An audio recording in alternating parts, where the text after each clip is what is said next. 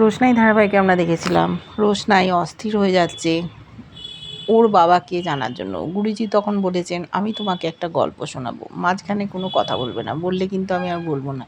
তখন উনি তার অতীত জীবনের গল্প রোশনাইয়ের সাথে শেয়ার করতে থাকলেন, যে রঞ্জন প্রসাদ ভালোবাসত সুরঙ্গমাকে, সুদর্শনা তার বোন ছিল, দুজনে মিলে একসাথে নাচ শিখত, হিংসে করত সুদর্শনাকে সুরঙ্গমা।